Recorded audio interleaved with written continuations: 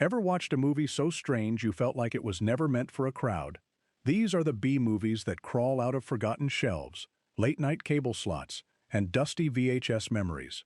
Some are creepy, some are ridiculous, and some are shockingly emotional beneath all the chaos. But each one has that private, midnight energy. The kind that hits harder when the room is dark, the house is quiet, and nobody is there to laugh with you.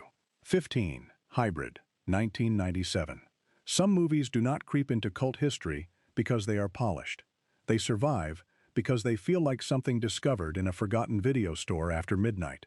Hybrid is exactly that kind of strange little creature. Set after an alien attack has already broken the world, the film throws a group of commandos into an abandoned research facility, where survival should be simple: stay together, stay armed, and stay awake. But this is B-movie territory, where every shadow looks suspicious, and every hallway feels built to hide something rubbery, angry, and hungry. What makes Hybrid so watchable alone is not perfection. It is the rough-edge charm, the low-budget desperation, the feeling that the filmmakers are stretching every dollar just to keep the nightmare alive. The acting is blunt, the effects are wild, and the atmosphere has that cheap sci-fi horror smell fans secretly love. Watch it with friends, and they may laugh. Watch it alone, and suddenly that broken facility feels a little too quiet. 14. Creepazoids, 1987. This is the kind of movie that feels like it was born under flickering fluorescent lights, in the deepest corner of a rental shelf nobody dusted for years. Creepazoids drops you into a post-war future where survivors are not looking for glory, answers, or salvation. They just want shelter. But the moment they hide inside an abandoned laboratory, the movie starts whispering the oldest B-movie warning of all: never trust an empty building after the apocalypse. The charm here is pure underground horror. Short, grimy, simple, and proudly strange. It has mutants, panic, tight corridors, cheap danger, and that unmistakable late 80s feeling where every room looks like it could either explode or grow teeth. Creepazoids works best alone because its weakness becomes part of its spell. The silence between scenes feels awkward in a way that becomes unsettling. The creature moments are messy, but memorable, and by the end, you may not call it a masterpiece, but you will remember the mood: lonely, sticky, doomed, and weirdly addictive. 13. Carnosaur 2, 1995. Some sequels arrive with money, confidence, and prestige. Carnosaur 2 arrives like it kicked open the back door of a video store and demanded your attention with claws. This is not polished dinosaur cinema. This is underground creature chaos, built out of shadows, metal corridors, emergency lights, and the glorious belief that a low-budget monster movie can still bite hard. The story sends a team into a nuclear mining facility after signs of a possible disaster. That already sounds dangerous enough, but instead of a simple meltdown, they discover cloned dinosaurs stalking the dark, like prehistoric nightmares that should never have been brought back. What makes the film so enjoyable is how committed it is to its own madness. It borrows the mood of survival sci-fi, traps its characters underground, and lets the panic tighten scene by scene. Every hallway feels unsafe. Every mechanical noise could be machinery or something breathing. The dinosaurs may not have blockbuster perfection, but they have B-movie personality, and sometimes that matters more. Watching it alone gives the movie its full strange power. You are not distracted by jokes from the room. You start noticing the silence, the isolation, and the cheap but effective tension. Carnosaur 2 is ridiculous, loud, pulpy, and strangely sincere. It knows exactly what kind of movie it is, and that confidence turns it into a late-night creature feature worth rediscovering. 12. Frankenfish, 2004. Every great B-movie needs one beautiful, stupid, irresistible idea, and Frankenfish has one that practically jumps out of the swamp and snaps at your face. A genetically altered fish terrorizes a fishing community, and the film treats that premise with just enough seriousness to make the absurdity even more entertaining. This is not a movie trying to win awards. It is trying to make you nervous about the water, the dock, the boat, the reeds, and anything that splashes when it should be quiet. The charm of Frankenfish is its swampy atmosphere. You can almost feel the humidity hanging over every scene. The setting does half the work: isolated homes, dark water, narrow escape routes, and people realizing far too late that nature has been twisted into something meaner than expected. The movie belongs to that wonderful early 2000s era where creature features could be messy, digital, practical, serious, silly, and somehow entertaining all at once. Watch it with a crowd, and it becomes a joke machine. Watch it alone, and the shadows on the water start doing strange things. You know the monster is outrageous, but that does not stop the movie from creating a strange little pocket of fear. Frankenfish is exactly the kind of overlooked B-movie that earns its place on this list. It is fast, weird, aggressive, and proud of its own creature-feature identity. Sometimes cinema does not need elegance. Sometimes it just needs teeth beneath the surface. 11. The Lost Skeleton of Cadavra, 2001. Most B-movies are strange by accident, but The Lost Skeleton of Cadavra is strange on purpose, and that is what makes it such a rare little treasure. It is not simply a low-budget sci-fi comedy. It is a love letter to the stiff dialogue, cardboard sets, awkward pauses, wandering monsters, and dead serious nonsense of old drive-in cinema. The film understands the language of bad movies so well that it becomes something smarter than parody. It is silly, yes, but it is silly with precision. The plot is pure vintage madness. Scientists, aliens, a mysterious element called atmospherium, a skeleton, and enough fake seriousness to make every line feel like it escaped from a forgotten black-and-white broadcast. The beauty of the film is that it never winks too hard. It lets the absurdity breathe. Characters speak like no real person has ever spoken. The danger feels theatrical. The entire thing moves with the rhythm of a movie made by people who deeply understand the charm of cinematic failure. Watching The Lost Skeleton of Cadavra alone is different from watching it with friends. With friends, you laugh at the lines. Alone, you start appreciating the craft behind the nonsense. The movie becomes oddly comforting, like discovering an old midnight transmission from a world where rubber monsters and wooden acting were enough to create magic. It is goofy, clean, strange, and weirdly lovable. Not every cult movie has to disturb you. Some simply remind you why bad cinema can feel so good. 10. Sleepaway Camp 2, Unhappy Campers, 1988. Some slashers try to scare you with mystery. Sleepaway Camp 2, Unhappy Campers tries something stranger. It smiles while everything goes wrong. This sequel steps away from the grim shock of the original and leans into a more outrageous, campfire story style of horror. It is brighter, faster, nastier, and far more playful, almost like the movie knows exactly how ridiculous summer camp slashers can be, and decides to have fun with the formula instead of hiding from it. Angela returns as a camp counselor with a cheerful attitude, strict rules, and a deeply disturbing idea of discipline. That contrast is what gives the movie its weird personality. The setting looks familiar: cabins, woods, campers, gossip, pranks, bad decisions, and the false safety of daytime. But the film keeps twisting that familiar summer camp energy into something more sinister. It is not elegant horror. It is pure late 80s genre mischief, filled with attitude, dark humor, and a body count rhythm that feels designed for midnight viewing. Alone, Sleepaway Camp 2 becomes more unsettling than people expect. Without a group laughing around you, Angela's calm confidence starts to feel colder. The cheerful camp atmosphere turns artificial. The jokes land, but they leave a nasty echo. That is the secret of the movie. It is fun, but not harmless. It has the energy of a trashy VHS tape that wants to entertain you first and make you uncomfortable second. For overlooked slasher fans, that combination is exactly the hook. 9. Jason X, 2001. By the time a horror icon ends up in space, most people assume the franchise has completely lost its mind.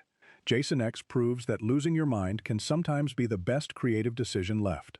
This is Jason Voorhees launched into the future, thawed aboard a spaceship, and unleashed on a crew that has no idea they are trapped with one of horror's most unstoppable legends. It sounds absurd because it is absurd, but the magic is that the movie knows it. Jason X is not trying to be the scariest entry in the series. It is trying to be fast, mean, funny, and shamelessly entertaining. The spaceship setting gives the old slasher formula a shiny new playground. Metal corridors, locked doors, futuristic weapons, artificial environments, and the constant feeling that there is nowhere natural to run. Jason becomes less like a campfire killer and more like a malfunctioning death machine moving through space-age chaos.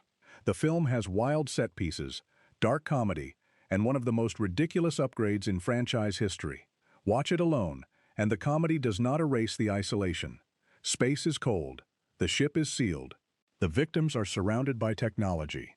but none of it can save them from something brutally simple. That is what makes Jason X a perfect B-movie pick. It is not classy. It is not subtle. It is a midnight snack for horror fans who like their slashers with neon lights, bad ideas, and zero apology. 8. The Gamers. Darkness Rising, 2008. Not every B-movie on this list needs monsters crawling through vents or blood on the walls. Sometimes the overlooked gem is a tiny comedy made with almost no resources, powered by pure affection for its own strange world. The Gamers. Darkness Rising is one of those movies. It follows a tabletop role-playing group whose fantasy campaign becomes just as important as the awkward real lives surrounding it. On paper, that could sound painfully niche. In practice, it becomes surprisingly warm, funny, and easy to love. The film works because it understands the joy of imagination better than many bigger fantasy productions. The budget is small, but the enthusiasm is enormous. You can feel the filmmakers stretching every prop, costume, location, and joke as far as possible. The fantasy scenes are not impressive because they look expensive. They are impressive because they capture how epic a game can feel inside the minds of people who care. The players argue, fail, overthink, improvise, and somehow create a little world together. Watching it alone gives the movie a different emotional flavor. Beneath the jokes, there is something sweet about people using imagination to escape ordinary disappointment. It feels like the kind of movie friends might have made, except it actually works. That is rare. Darkness Rising earns its place because it proves B-movies are not only about shock and slime. Sometimes they are about sincerity, creativity, and the strange comfort of finding your people around a table. 7. Fido, 2006. Every once in a while, a movie takes a ridiculous idea and makes it feel strangely elegant. Fido asks a simple question: what if the perfect suburban family pet was a zombie? That sounds like a one-joke concept, but the film turns it into a sharp, darkly funny, oddly touching satire.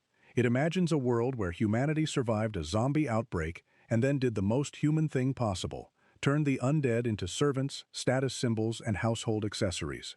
The result feels like a twisted version of a 1950s sitcom. The lawns are neat, the clothes are bright, the families smile.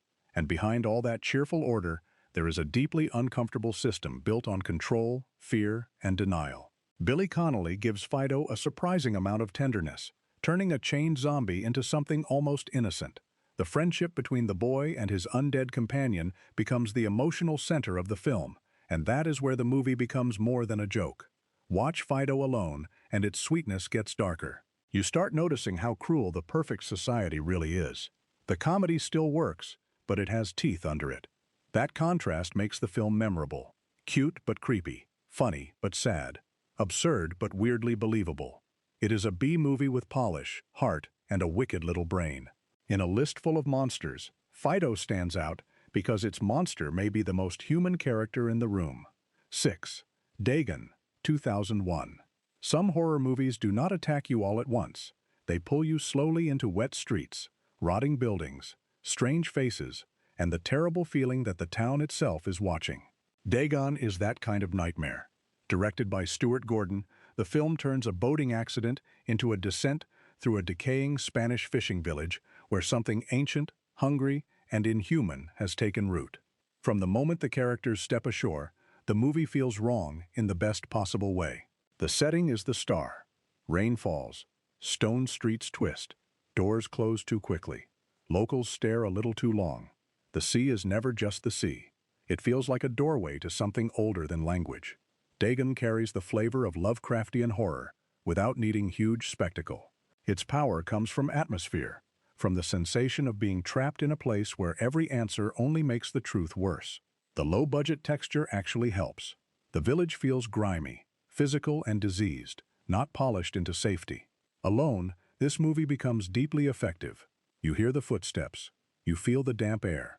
You understand that escape is not only difficult, it may already be impossible. Dagon is messy in places, but that messiness gives it the personality of a forbidden tape. It is a sea-soaked cult horror film about transformation, worship, and the terror of discovering that some villages should never appear on any map. 5. Ginger Snaps 2, Unleashed, 2004. Werewolf movies often focus on the thrill of transformation, But Ginger Snaps to Second Unleashed understands the tragedy of it. This sequel follows Brigitte, already infected, and fighting desperately against what she is becoming. Instead of turning the story into simple monster chaos, the film traps her inside a rehabilitation clinic, a place that should represent recovery, but slowly becomes another kind of cage. That is what makes the movie sharper than people expect.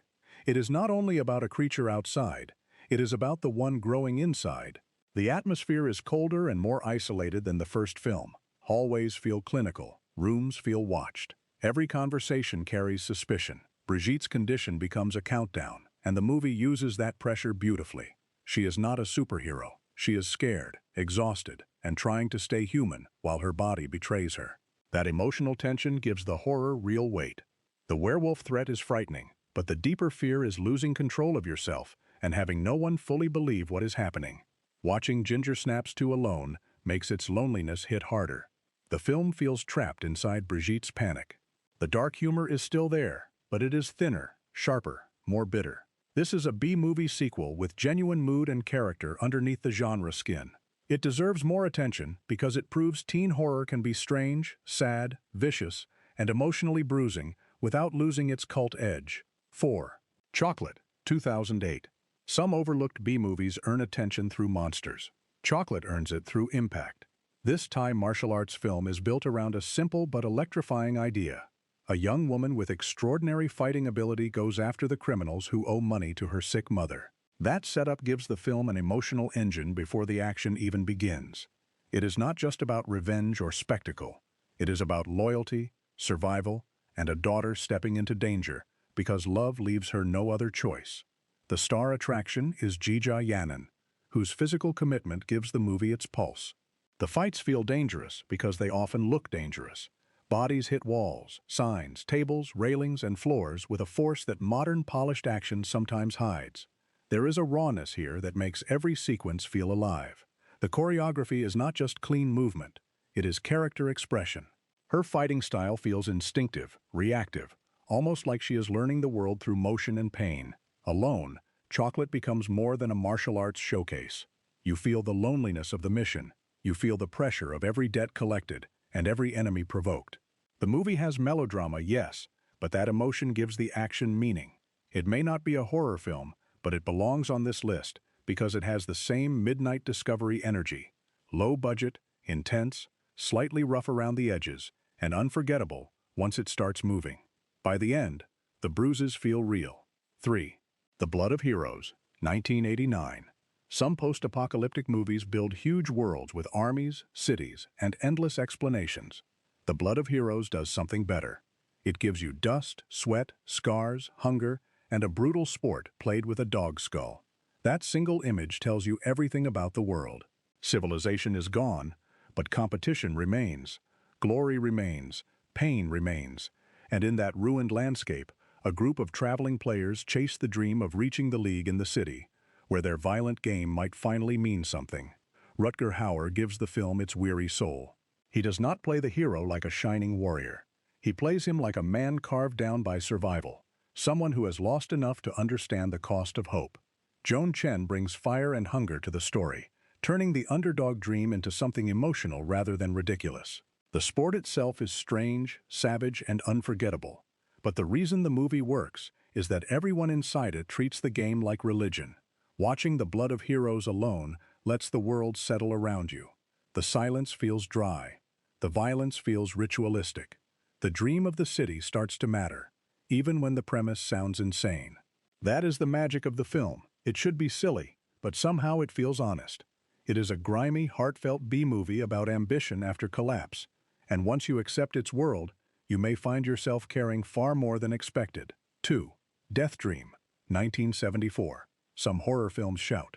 Death Dream sits quietly at the dinner table and lets dread rot the room from the inside. The premise is simple and devastating. A young soldier believed lost returns home, but something about him is wrong. His family wants to believe their prayers have been answered.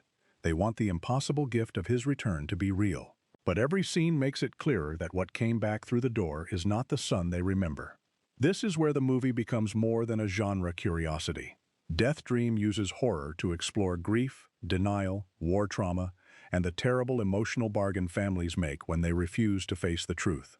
The home setting is crucial. Instead of castles, laboratories, or haunted mansions, the nightmare unfolds in ordinary rooms, around ordinary people, with ordinary hopes being slowly poisoned. The returned soldier is frightening, but he is also tragic. He feels like a wound given human shape. Watching it alone is the right way to experience it, because the film depends on quiet discomfort. You feel the pauses. You feel the parents trying not to see what is obvious. You feel the sadness beneath the fear. It is not a flashy B-movie. It is not here to entertain you with constant shocks. It crawls under your skin because it understands that the scariest monsters are sometimes the ones grief invites back inside. Death Dream is bleak, intimate, and unforgettable. 1. From Beyond, 1986.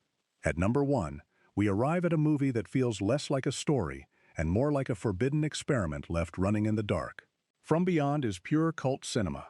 Strange science, body horror, neon madness, and the terrifying idea that reality is only safe because we cannot see everything living around us. When a machine stimulates the pineal gland and opens human perception to another dimension, the result is not enlightenment.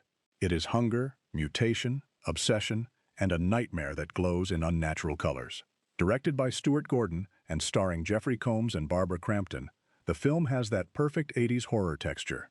Practical effects, sweaty panic, wild lighting, and performances that lean fully into the madness. The creatures are not clean digital nightmares. They feel wet, physical, and wrong. The horror works because it is both cosmic and bodily. The universe is terrifying, yes, but so is your own flesh when it starts responding to forces it was never meant to touch. Watching From Beyond alone is the ultimate experience because the premise turns your own room against you.